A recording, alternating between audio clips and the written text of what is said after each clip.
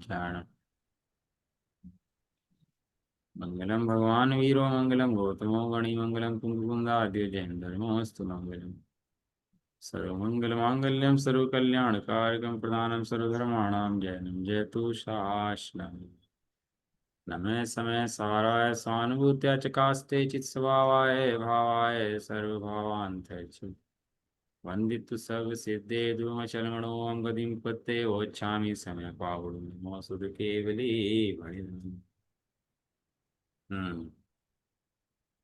शीर्ष में सारजी ग्रंथ सर्वशुद्ध ज्ञान अधिकार गाथा नंबर 345 40 47 और 48। गाथा पढ़ लेते हैं। पर्याय कुछ से नष्ट जीव कुछ से ना जीव विनष्ट है। इससे करे है वो ही आखो अन्य नहीं एकांत है। पर्याय कुछ से नष्ट जीव कुछ से ना जीव विनष्ट है। यों जीव वेदे वो ही क्या अन्य नहीं एकांत है। जीव जो करे वह भोगता नहीं जिसका यह सिद्धांत है। अरहंत के मत का नहीं वो जीव मिथ्या दृष्टि है। जीवन करता अन्य वेदे जिसका यह सिद्धांत है। अरहंत के मत का नहीं वो जीव मिथ्या दृष्टि है। हम्म। करे वही भोगे वही तो मिथ्या दृष्टि।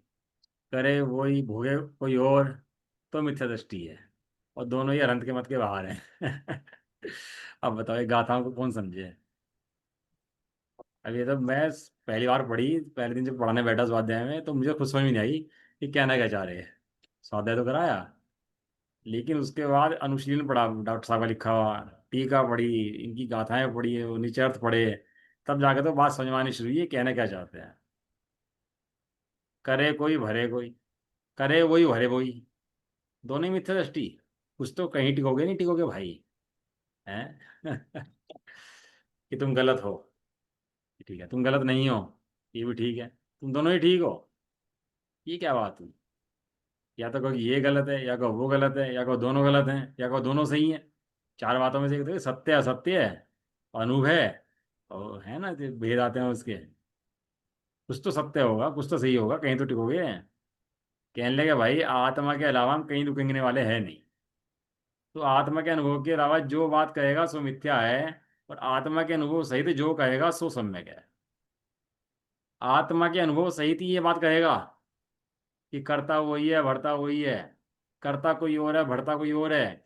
यदि तू आत्मा को रखकर ये बात कहता है तब तेरी सारी बातें सत्य हैं, यही न सम्यक न है। और यदि तू आत्मा के रखे बिना ये कहता है मैं आत्मा हूँ, आत्मा को लिए बिना कहता है मैं आत्मा हूँ, तो वो जो तेरा न है वो मिथ्या न है, वो शुद्ध न नहीं है।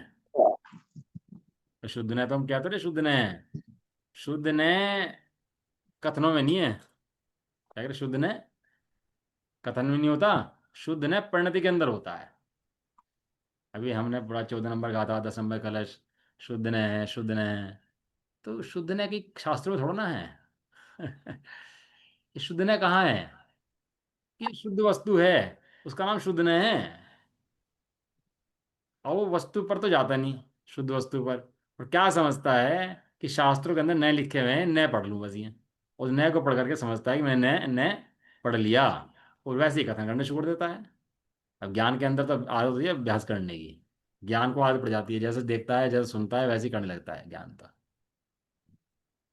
जैसे सामने विषय बन जाता है वैसे ही कहने लगता है। लेकिन वस्तु को देखकर कहे और वस्तु को बिना देखे कहे, दोनों बातों में फर्क है। शास्त्रों को पढ़कर कहे और अनुभव से कहे, दोनों बातों में। वो गर्भवती स्त्री का कैसा दुख होता है। कैसे कैसे बच्चा पैदा करने में कैसा दर्द होता है, कोई पुरुष बता सकता है उस दर्द को। भले वो खूब लिख दे, किताबें लिख दे, इलाज कर दे, ऑपरेशन कर दे, सब काम कर दे, लेकिन क्या बता सकता है कि उसका दर्द कैसा होता है? एक जगह आया, सबसे अच्छा डॉक्टर कौन, सबसे बढ़िया डॉक्टर कौन है?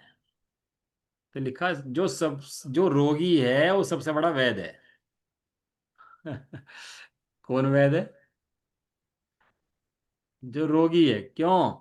क्योंकि उसे उस दर्द का वेदन है। वो उस डॉक्टर से ज्यादा उस दर्द के बारे में वो जानता है कि दर्द कैसे किसे है। वो भले ही डॉक्टर इलाज करता हो, सब चीज करता है, लेकिन उससे बढ़िया डॉक्टर, रोगी से बढ़िया डॉक्टर हो सकता नहीं। अभी अपन लोगों ने गाथाएं पढ़ ली, वास्तव में यदि आचार्य अमरचंद देव की टीकाएं अगर ना होती, और ये खुलासे इन गाथाओं के ना होते, और खाली गाथाएं गाथाएं होती, तो इन गाथाओं का अर्थ समझना बहुत मुश्किल था। बहुत मुश्किल था इन गाथाओं का अर्थ समझना। ये तो उपकार है आचार्य अमरचंद देव का, जयचंद जी छाबड़ा जी का, और भी जितने ज्ञानी जन हुए उन सबका, जिन्होंने इस तत्व को सरल कर दिया। इतना सरल कर दिया कि तू अब आराम से इसको समझ सकता है और ग्रहण कर सकता है। इतना सरल कर दिया तत्व को। कहते हैं समय सार तो कुंदकुन देव ने तो बहुत सरल लिखा था, आचार्य कुंदकुन देव ने इतनी भारी टीका रख के भारी कर दिया, ऐसा कहता है।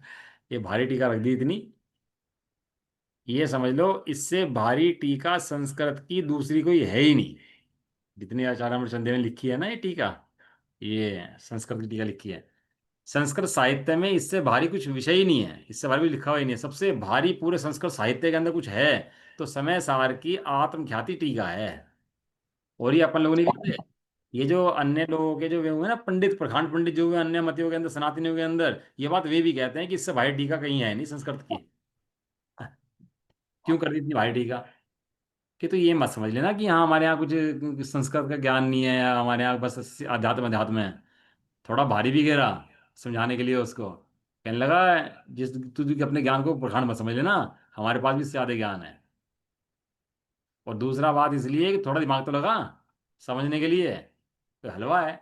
थोड़ा समझ तो सही। आचार्य कुंदकुन देव अमरचंद देव ने टीका करके सरल कर दिया, उस गाथा को, उसका अर्थ समझा दिया। अब यदि ये ना होती गाथा, तो जीव करता नहीं है, जीव भोगता नहीं है, जी ऐसा है, जी ऐसा है, और इसलिए वो जीव मिथ्या दृष्टि है। अब ये क्या क्या समझ मारती बताओ? इन्होंने तो आचार्य कुंदकुन ने लिखा है कि भैया जीव एक से नष्ट होता है, और एक जीव मानता है कि मैं जिस प्रजा को करता हूँ उसको भोगता नहीं हूँ, एक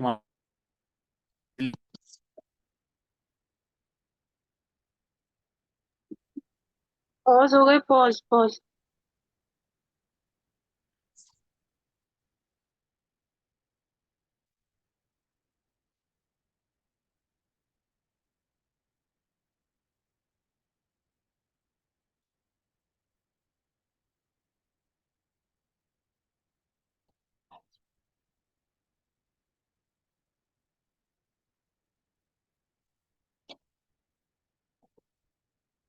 करता कोई है, भोगता कोई है, तो ये ऐसा कैसे हो जाती थी?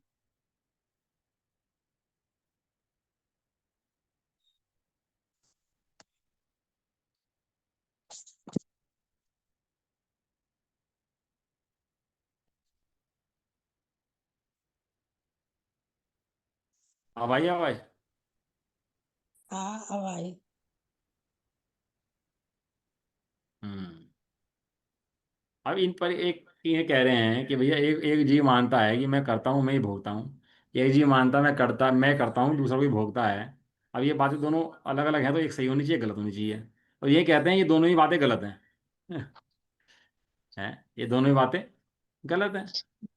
ये तो ठीक हो गया, तो वो जो समझ में आया ना, वो आचार्य अमरचंदी की टीका से समझ में आया कि वो गलत कैसे है। क्यों? क्योंकि वो आत्मा के अनुभव से शून्य है, वो तीसरी भूमिका वाला जीव जो है वो उसको जानता ही नहीं है। सारा जगत भरम गया इसके अंदर ही, मैं करता हूँ और भोगता हूँ इसके अंदर, या फिर मैं करता नहीं हूँ और मैं भोगता नहीं। श्रद्धा के अंदर दोनों बात रहती हैं। जो राग बरतता है उसके प्रति हेपना बढ़ता है, और जो अखंड स्वभाव है उसके प्रति अपनत्व बरतता है। दोनों श्रद्धा के अंदर एक समय में रहती हैं। एक समय की पर्याय है, और दो धर्म पिए बैठी हो समय दृष्टि की। वो श्रद्धा के अंदर पूरा स्वीकार है, राग है तो वो भी स्वीकार है कि हाँ राग है, मैं केवल ज्ञानी अनंत परमात्मा नहीं हूँ। जो राग है वो मेरा ही है, परिणमता व राग के अंदर कौन है? वो मैं ही हूँ। लेकिन उस धारा के अंदर वो खाली राग नहीं मानता, वो मानता है अखंड ज्ञान स्वभाव जो पीछे बैठा, वो भी कौन है? वो मैं हूँ अखंड ज्ञान स्वभाव। दोनों धाराएं अंदर में चलती हैं। इसको बोलते हैं ज्ञान धारा, कर्म धारा। क्या बोलते हैं इसको? ज्ञान धारा और कर्म धारा। कर्म धारा, दोनों धाराएं एक साथ चलती हैं। और ज्ञानी को दोनों की पहचान है। और जो खाली एक धारा पकड़े, उसके लिए एक हर कथन है कि जितने कुमत लगा रहे ना, कूने लगा रहे, वो सब उसके लिए लगा रहे जो एक धारा पकड़ लेता है। राग है बराबर है भैया, राग मेरा ही है। हीनता किसकी है? हीनता मेरी ही है। ये सब परिणाम किसका है भैया? मेरा ही है। ये दोष किसका है?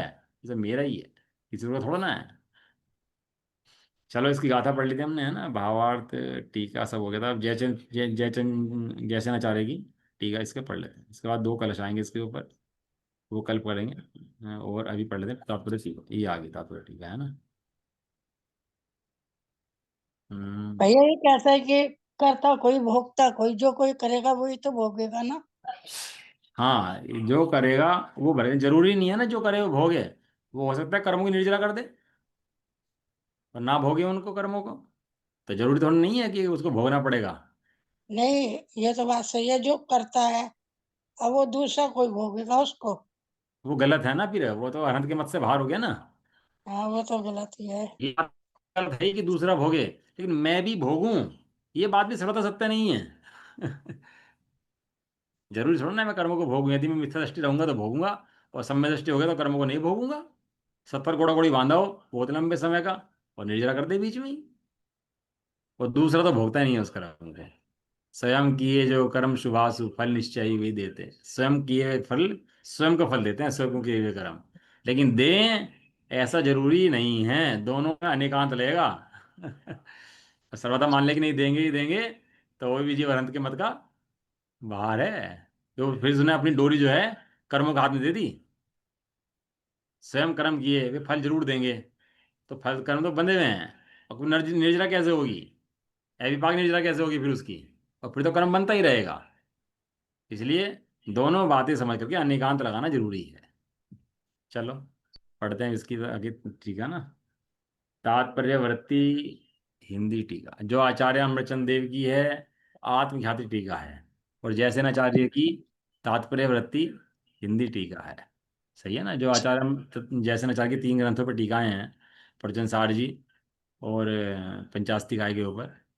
हाँ, ये टीकाएं जो हैं, ये तीनों का नाम तात्पर्यवर्ती टीका है।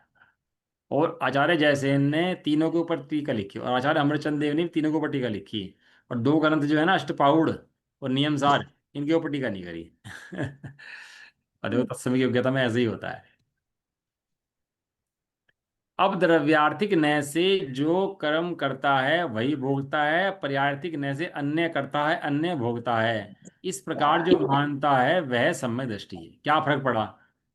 पहले वो भी कह रहा था जो करता है वही भोगता है, और अन्य करता है अन्य भोगता है। उसे गाथा में लिखा था जो मानता है मिथ्या दृष्टि है, और यहाँ पे लिख दिया जो ये मानता है मृत सम्यक दृष्टि है। तो दोनों बातों में फर्क कहाँ आया? थोड़ा फर्क आया। नोट करा है कि नहीं करा? यहाँ लिखा उन्होंने द्रव्यार्थिक न्याय से, और दूसरा लिखा पर्यार्थिक न्याय से। जो बात वो सर्वथा कर रहा था वही बात ये न्याय लगाए कर रहे। वही बात नहीं, ऐसे सिद्ध हो जाती है। और छह जन्मांध थे ना, वो तो बहुत सुना है। और जन्मांध लड़ रहे सारे सारे, हाथी कैसा है, छत जैसा है, हाथी झाड़ू जैसा है, हाथी सीप जैसा है। तो अनेकांतवादी आया, तो कहने लगा हाथी छत जैसा है। तो कहने लगा हाथी पेट की अपेक्षा छत जैसा है। आप ऊपर हाथ लगा के देखोगे तो हाथी कैसा है? छत जैसा है। और हाथी बुहारी जैसा है, झाड़ू जैसा है। वो ठीक बात है, पूंछ देखोगे उसकी, तो हाथी झाड़ू जैसा है। हाथी खंबे जैसा है।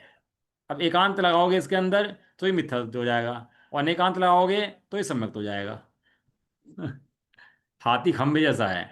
हाथी पैर की अपेक्षा से खंबे जैसा है, सूंड की अपेक्षा से रस्सी जैसा है? और कान की अपेक्षा वो झाग जैसा है। अब सब लगा रहे थे, और सबका समाधान किसने कर दिया? अनेकांतवाद ने सबका समाधान कर दिया। अब झगड़ा मिट गया नहीं मिट गया? अब ये कह रहा कि भैया जो करता है वो भोगता नहीं है, जो भोगता है वो करता नहीं है। तो क्या करा? एक अन्य न्याय लगाया उसके अंदर। द्रव्यार्थिक न्याय से जो कर्म करता है वही भोगता है, और पर्यायर्थिक न्याय से अन्य पर्याय करती है और अन्य पर्याय भोगती है। ऐसा जो मानता है वह सम्यक दृष्टि है, ऐसा कहते हैं। क्या कह रहे देखो। जीव पर्यार्थिक नए विभाग से, पर्यार्थिक नए से मतलब एक पर्याय करती है दूसरी भोगती है, एक पर्याय करे दूसरी भोगे ना भोगे उसकी मर्जी है, ठीक है ना, पर्यार्थिक नए से। पर्यार्थिक नए विभाग से देव मनुष्यादि रूप कितनी ही पर्यायों से जीव नष्ट होता है, और द्रव्यार्थिक नए विभाग से कितनी ही पर्यायों से जीव नष्ट नहीं होता है। पर्याय कितने समय की है? पर्याय एक समय की है। एक गुण को ही पर्याय बोलते हैं क्योंकि भेद रूप होती है, और एक पर्याय तो पर्याय होती ही है, जो गुणों का परिणाम है ना उसको तो पर्याय बोलते ही हैं। वो पर्याय कितने समय की होती है? एक समय की। एक और एक समय तो पढ़ाया था ना आपको शाम के समय में, कितना छोटा एक समय होता है, पकड़ में नहीं आ सकता। इतने में तो, इतने सोचोगे ना कि बदल दूं, इतने में तो खुद बदल जाती है पर्याय।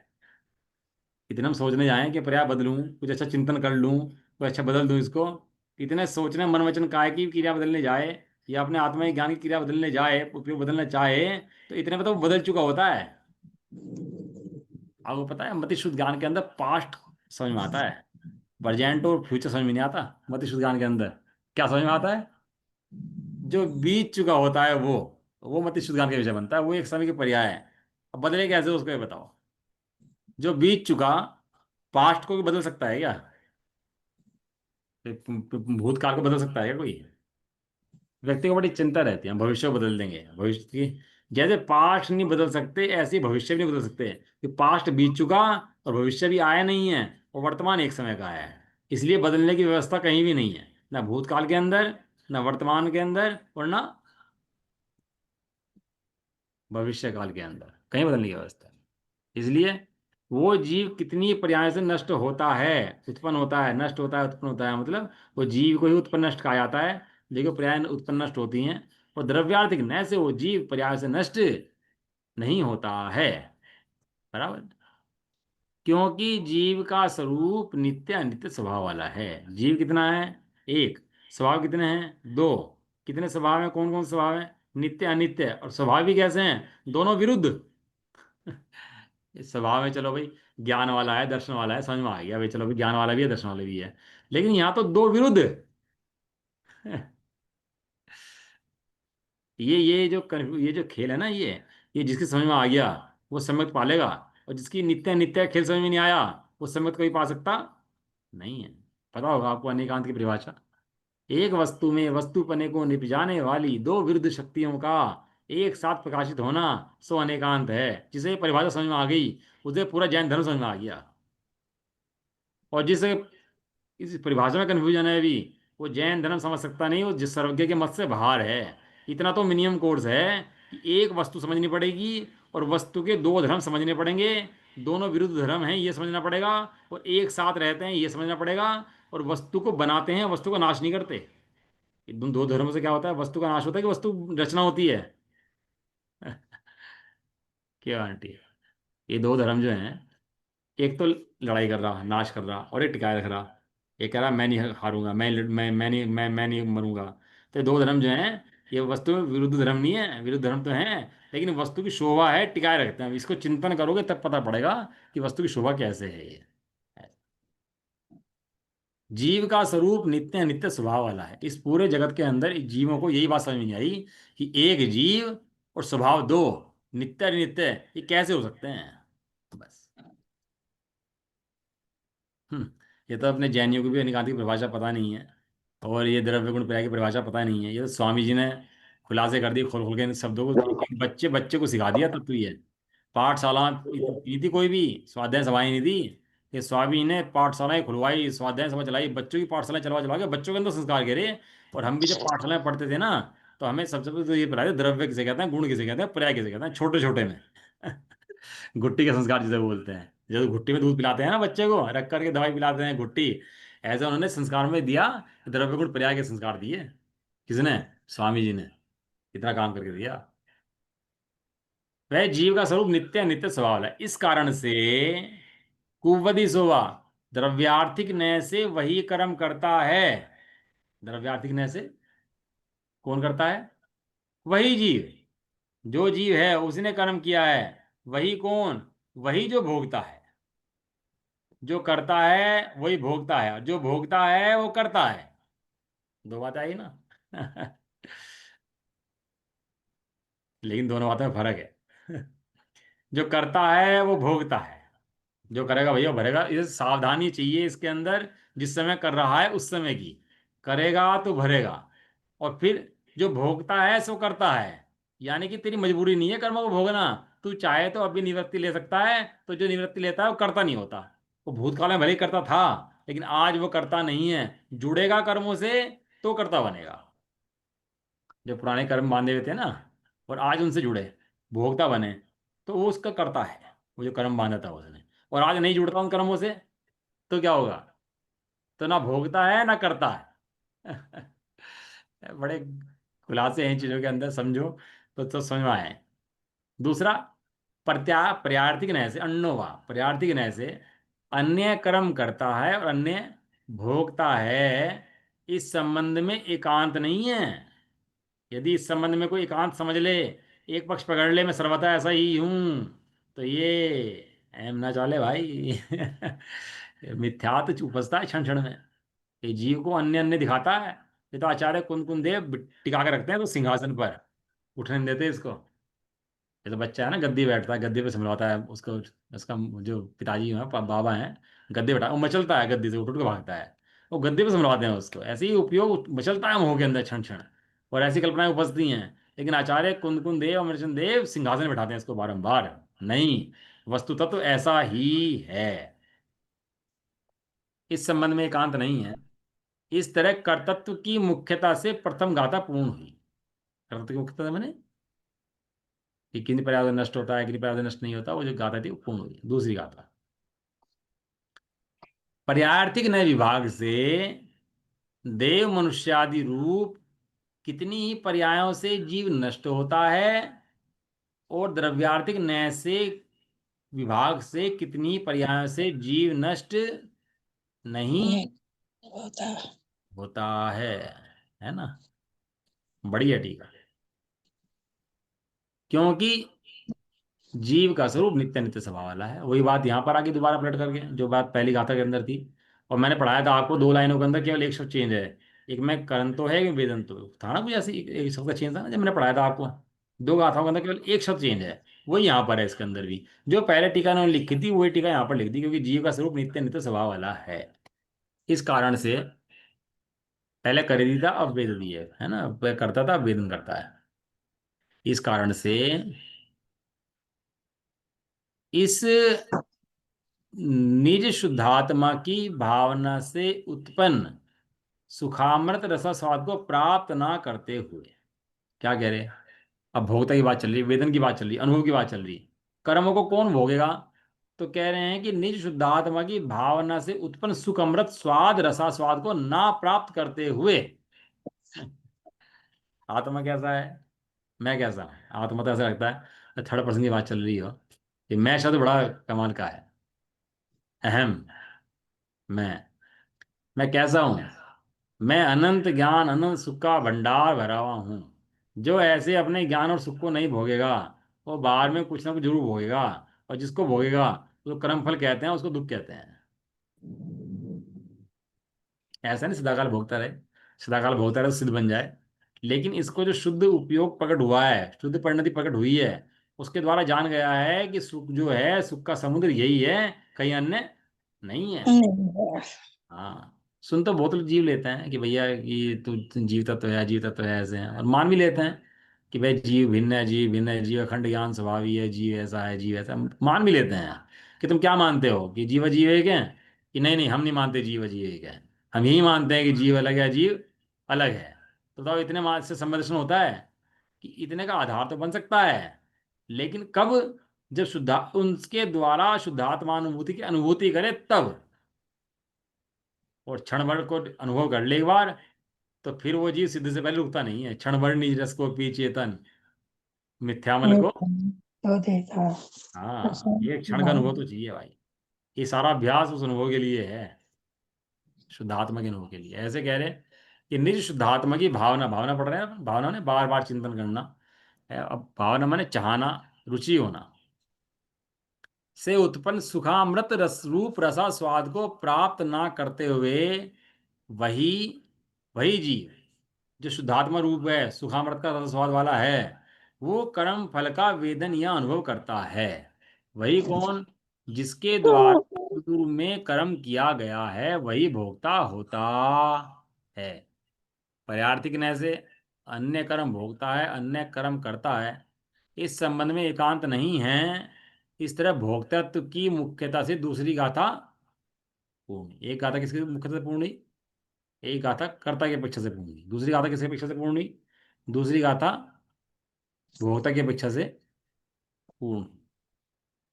तो क्या अरुचि ही द्वेष है? शब्द बता रहा हूं, अरुचि ही द्वेष है। अरुचि किसकी? किसकी अरुचि? शुद्धात्मा के अनुभव की अरुचि। हम जानते हैं शुद्धात्मा के बारे में, जानते हो कि हाँ हम जानते हैं भैया। शुद्धात्मा के दो तत्वों का पता है आपको? यहाँ पता है। देह का पता है, देह जड़ है कि यहाँ पता है। आत्मा चेतन है जानते हो कि यहाँ जानते हैं।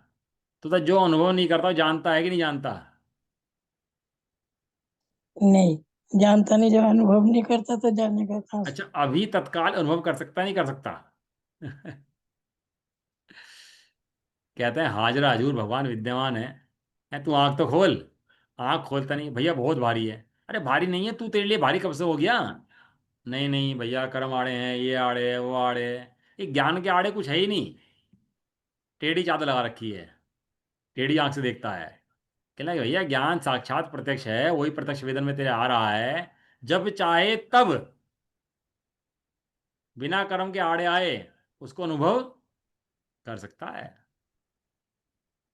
कह रहे हैं इसका विशेष यह है कि द्रव्यार्थिक न्याय से जो जीव मनुष्य भव में शुभ अशुभ कर्म करता है वही जीव स्वर्ग में अथवा नरक गति में उस कर्म का फल भोगता है। उन्हें पर्यार्थिक न्याय से उसी भव की अपेक्षा से बाल्यकाल में किए गए कर्मों का फल यौवन आदि अन्य पर्याय में भोगता है। बाप बचपन में कोई फल कराओ, काम कराओ, उसका फल कैसे उसी भव की अपेक्षा से लिखा ना, उसी भव की अपेक्षा से। और अन्य भव की अपेक्षा से बताएंगे अभी आगे। अति संक्षेप में कहें तो अंतर्मुहूर्त के बाद भीगता है, किंतु भवांतर की अपेक्षा से मनुष्य पर्याय में किया हुआ कर्म देवादि पर्याय में भोगता है। ऐसा भाव आता है। उस भव की अपेक्षा कहो तो उस भव में ही भोग सकता है, अंतर्मुहूर्त में भोग सकता है। और अगर भव बदलो तो अन्य भव में भोग सकता है। इस प्रकार दो गाथाओं द्वारा अनेकांत की व्यवस्थापना के रूप में अपने पक्ष की सिद्धि की गई है। इसमें क्या स्थापना करी? जो एकांतवादी था उसके एकांत मत को खंडन करके अनेकांत की स्थापना की गई है। अब 345 46 दो गाथाएं हुई ना, अभी 344 पहले होगी थी मेरे ख्याल से। गाथा नंबर 348 तक है ना ये। तो पहले जो 4 दिन समझाई थी, 345 46। अब एकांत से जो कहता है, जो करता है वही भोगता है, अथवा एकांत से अन्य करता है अन्य भोगता है। पहले कर्तापन ही गाता है, भोक्तापन ही। एकांत से जो करता है वही भोगता है, एकांत से ही अन्य करता है अन्य भोगता है। इस तरह जो कहता है वह मिथ्या दृष्टि है, ऐसा कहते हैं। जो जीव शुभ अशुभ कर्म करता है वही एकांत से उसको फल को भोगता है और दूसरा नहीं भोगता, ऐसा जिसका सिद्धांत यह आगम है। जो जीव शुभ शुभ कर्म करता है वह उसके फल को भोगता है, दूसरा नहीं भोगता। कहते हैं ना भैया, जो कर्म करेगा वही भोगेगा, जो करना पड़ेगा उसे भरनी पड़ेगी। लेकिन ऐसा कैसे कथन करता है? वो एकांत से कथन करता है। सो कहते हैं वह जीव मिथ्या दृष्टि है अनारत अनंत के मत का। ये बात तो सत्य है, जो करेगा वो भरेगा, जो करे जिसे करनी पड़ेगी उसे भरनी पड़ेगी। ये बात तो सत्य है। लेकिन यदि एकांत लगाएगा तो ये अनंत के मत से बाहर हो जाएगा। क्यों हो जाएगा? वो देखो बात कह रहे हैं। ऐसा जानना चाहिए मिथ्या दृष्टि क्यों है। अब कारण दे रहे हैं आचार्य जैसे नैसा खुद ही दे रहे हैं। तो मिथ्या दृष्टि क्यों है? यदि एकांत रूप से जीव को सांख्य मत के समान नित्य, कूटस्थ, टंकोत्कीर्ण, अपरिणामी माना जाए तो जिस जीव के द्वारा मनुष्य भव में नरक गति के योग्य पाप कर्म किया है, तो स्वर्ग गति के योग्य पुण्य कर्म किया है, उस जीव का नरक में या स्वर्ग में गमन सिद्ध नहीं होगा। इस प्रकार शुद्धात्मा के अनुभव अनुष्ठान से मोक्ष की भी सिद्धि कैसे होगी, अर्थात नहीं होगी, क्योंकि उसने जीव को नित्य एकांत से मान रखा है। दोबारा पढ़ते हैं, देखो, एकांत से उसने क्या मान लिया, जीव को नित्य है, जीव अनित्य नहीं है। तो जीव का मोक्ष कैसे होगा, संसार कैसे होगा, जिसने जीव को सदाकाल नित्य मान लिया। तो ये परिणाम में चल रहा है सुख दुख का, ये किसका होगा, और मुक्ति भी नहीं होगी और संसार भी नहीं होगा, सबका भाव हो जाएगा। कि एकांत से उसने क्या मान लिया, एकांत से जीव को नित्य मान लिया है। दोबारा देखो, इसको पढ़ लेते हैं को। जो जीव शुभ अशुभ कर्म करता है वही एकांत से उसका फल भोगता है, दूसरा नहीं भोगता, ऐसा सिद्धांत है या आगम है। वह जीव मिथ्या दृष्टि है, अनंत के मत का नहीं है। क्योंकि मिथ्या दृष्टि क्यों है, यदि एकांत से जीव को सांख्य मत के समान नित्य, कूटस्थ, टंकोत्कीर्ण, अपरिणामी माना जाए, तो जिस जीव के द्वारा मनुष्य भव में नरक गति के योग्य पाप कर्म किया, तो स्वर्ग गति के योग्य पुण्य कर्म किया, उस जीव का नरक में या स्वर्ग में गमन सिद्ध नहीं होगा। इस प्रकार शुद्धात्मा के अनुभव से मोक्ष भी सिद्ध नहीं होगा, क्योंकि उसने जीव को नित्य एकांत माना है। ठीक है, अब अगली गाथा।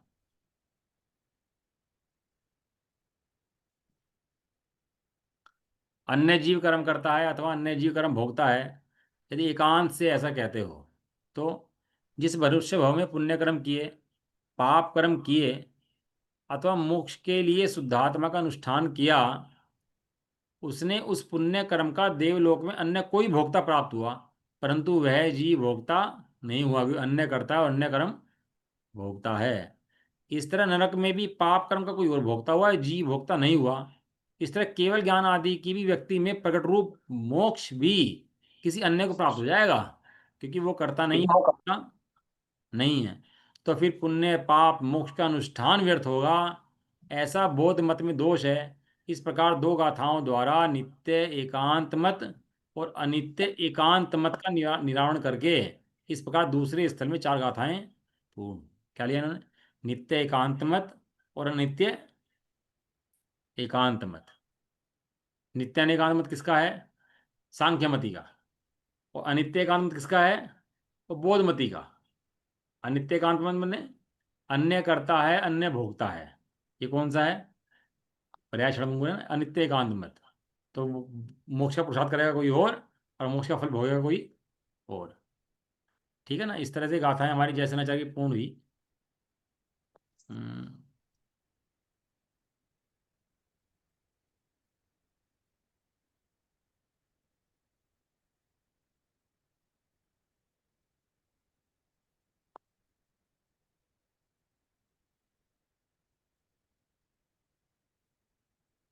अब गाथाएं नंबर अपनी आएंगे आगे, 349, 50, 51, 52। इससे पहले दो कलश आएंगे अपने, और दो कलश जो आएंगे उनके अपन लोग, जो उनका है ना समय सा नाटक नारदास जी का, और राजमल जी की टीका जो, उससे थोड़ा सा लेंगे, उसके आधार से भी वो चर्चा कर लेंगे अपन लोग कल। ठीक है, चलो अभी इतनी बात करके खत्म कर लेते हैं अपनी बात। ये वाला पैराग्राफ कल एक बार फिर से पढ़ेंगे। हाँ, ये वाली गाथा जो है ना, मुझे भी थोड़ा सा इसमें क्योंकि क्या है, एक तरफ तो उसके अंदर लगा रहे हैं कि जो करता है वही भोगता है, दूसरे उसमें नित्य लगा दिया। तो नित्य रूप से जो करता है वही भोगता है, इसका कहना ये चाह रहे हैं, लेकिन इसको फिर भी दोबारा कल पढ़ के। उसमें मैं कुछ मिस कर रही हूँ, कोई वर्ड कुछ समझ में नहीं आया। हाँ, कुछ मतलब एक वर्ड इसके अंदर अच्छा है, दिमाग लगना चाहिए इन चीज़ों के अंदर। क्योंकि क्या है कि पता लगना चाहिए कि क्या आचार्य कहना क्या, अभिप्राय समझ में नहीं आएगा तो फायदा क्या है उसे पढ़ने का। समझ में ही ये नहीं आ रहा। ये तीसरे नंबर की गाथा जो है ना, ये जो है, ये ये जो वाली। अभी लास्ट में पढ़ा है ना, हाँ, कि, ये वाली ये वाले जो है, क्योंकि उसने जीव को नित्य एकांत माना है, ये वाली लाइन ना। वह मिथ्या दृष्टि क्यों है, यहाँ से। हाँ हाँ, वह मिथ्या दृष्टि क्यों है, क्योंकि इसके पहले समझना पड़ेगा कि पहले क्या क्वेश्चन इसका उठाया। पहले तो इसकी पहले तो समझ में आ गया। पहले क्या समझ में आया कि जो शुभ अशुभ कर्म करता है वह एकांत से फल को भोगता है, दूसरे नहीं भोगता। कि वो जो करेगा वो भोगेगा, ये तो बात ठीक है, जो करेगा वो भोगेगा। तो अनंत से बाहर क्यों है, क्योंकि वो सांख्यमति के समान अपरिणामी मानता है। अब ये अपरिणामी क्यों लिखा, जो कि परिणामी मान रहा है, उसको कल समझ लेते हैं इस बात को, ठीक है ना। चिंता कर लेते हैं, कोई बात नहीं है, थोड़ा समझ लेंगे, बात कर लेंगे इस बारे में। चलो। निज निधि निज में बताई है अनंत विकार। उसके लिए जिंदगानी वाणी माँ सतबार नवाण मुकार मंत्र।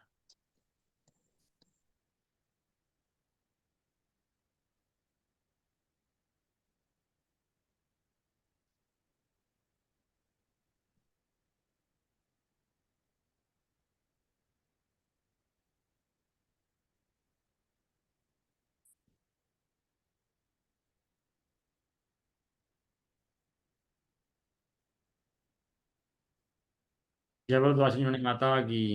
जय जय हाँ, जैन धर्म की। जय जय एक साथ बोलिए। जय। जय जी। वीर क्लास ज्वाइन कर दो बेटा।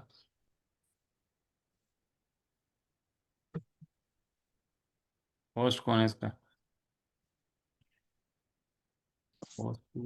आंटी लीव कर दो क्लास को। कौन मेरी लीव लिखा हुआ, लीव कर दो इस क्लास को। हो गया लीव। कौन में लिखा हुआ लीव? हाँ लीव कर मैंने दो। कर तो दिया। नहीं हुआ ना अभी। लीव तो हो जाता ना फिर। कौन में लिखा हुआ देखो, ऊपर लीव लिखा हुआ, लीव कर दो मीटिंग अभी एकदम वो अब की वो आ जा। अब आया। अब हो गया ना भैया।